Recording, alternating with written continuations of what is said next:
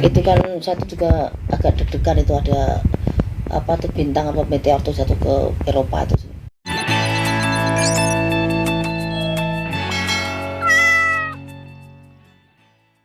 Dengan larangan mudik, tapi banyak juga yang tetap masih mudik. Terus lonjakan COVID di India, terus lockdown diperpanjang di Myanmar dan berbagai negara lain.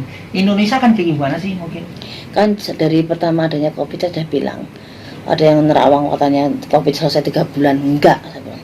COVID ini bertahun-tahun bisa terjadi, dan ini seperti pergantian peradaban.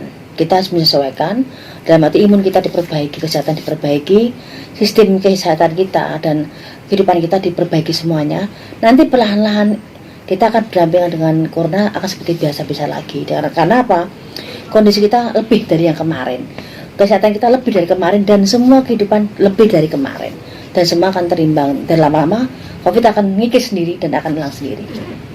Pelonjakan mudik sendiri ini dijadikan indikasi peningkatan? Ya, gini loh, namanya lebaran itu kan setahun sekali. Tahun kemarin juga kita tidak boleh pulang, nggak boleh mudik. Itu yang saya alami sendiri, sampai saya nggak bisa ketemu orang tua saya, sampai saya nangis sedih. Namanya setahun sekali ketemu keluarga, nggak bisa keluar dan hanya bisa baik pun mungkin tidak puas. Saya sendiri pun mau pulang ke Jawa, pulang ke Bandung juga nggak bisa. Mungkin secara naluri kita kepengen kumpul dengan keluarga doang setahun sekali. Kita momennya itu kan kita tunggu bulan puasa, Idul Fitri kita bertemu. Kalau ada larangan tapi ada yang luar masuk ke dalam Indonesia dan kita sendiri tidak boleh aktivitas pulang ke rumah, mungkin baiknya diberi berapa alasan. Mungkin kesehatannya harus baik, terus harus ada dengan aturan-aturan tertentu untuk bisa pulang ke kampungnya. Kalau semuanya dilarang, pasti orang mungkin berontak karena merasa sehat, merasa yang tidak kena COVID dilarang untuk pulang ke kampungnya. Ada juga mungkin dia tidak tahu kalau dia sakit juga.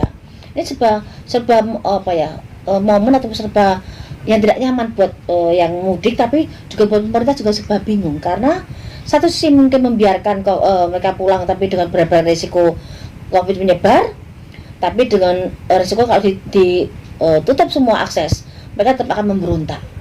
Ini hanya perlu kebijakan dan peraturan bagaimana bisa semua baik-baik saja. Karena nggak gampang ngatur seluruh Indonesia yang besar ini dengan banyak peraturan-peraturan yang jelas orang akan pro dan kontra di sini. Jadi, kalau saya bilang kita harus kembali ke diri masing-masing saja. Kalau mau kumpul, ya tahu kesehatan kita, kondisi kita, dan kita akan bertemu dengan siapa, kondisinya seperti apa. Jangan sampai yang tadinya sehat dibawa masalah karena kita tidak sehat. Kita datang karena kita sehat, datang tempat yang tidak sehat. Jadi kita harus sama-sama mengerti dan harus sebijak mungkin mengerti maksud pemerintah. Kalaupun ada yang dari luar ke Indonesia, itu urusan pemerintah. Kita hanya rakyat biasa yang mengikuti peraturan pemerintah, tapi dengan segala kurang manusianya itu lumrah. Kita hanya berusaha sebagai manusia. Bayu melihat ada peningkatan kah?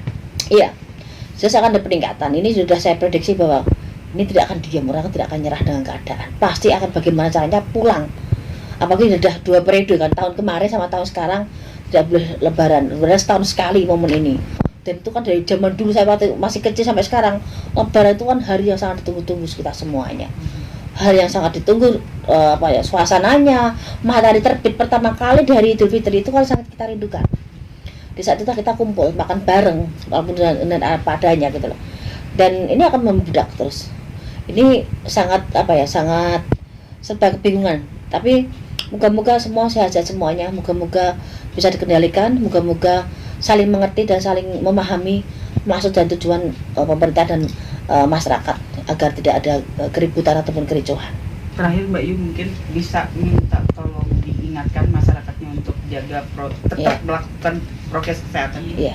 Mungkin yang di luar sana yang kepengen ketemu keluarga, moga-moga tidak terjadi apapun, moga-moga sehat, moga-moga yang sakit disembuhkan, moga-moga jangan sampai bawa penyakit pulang ke rumah, moga-moga yang di rumah juga diberi kesehatan. Kalaupun bisa diredam tinggal sementara di tempat kerja ataupun di tempat yang sekarang di huni, ya udah kita ngalah dulu keadaan, karena memang daripada sakit di rumah. Tapi kalaupun keadaan terjangkau untuk bisa pulang ke rumah, ya udah pulang ke rumah, karena saya juga tidak bisa memaksa ataupun menyalahkan orang untuk pengen ketemu ke rumah ataupun kumpul dengan keluarganya. Tapi kan kita juga punya peraturan dari pemerintah, itu yang bikin saya juga agak dilema, karena Kita kan masyarakat biasa, tidak bisa saya sendiri, ikuti protokol kesehatan. Tetap jaga kesehatan, pakai masker, sanitizer, jaga jarak tetap harus ada biar semua baik-baik saja. Karena semuanya tidak bisa akan bersinambungan dengan jalan baik kalau kita juga tidak menjaga satu sama lainnya dan saling mengingatkan, seperti itu pesan saya. Bayu, terkait Itu kan saya tuh juga agak deg-degan, itu ada apa tuh bintang apa meteor tuh jatuh ke Eropa itu, katanya kan banyak yang orang-orang pindah ke Indonesia karena akan mengkhawatirkan di Amerika beberapa tempat itu katanya bermasalah karena hantaman itu.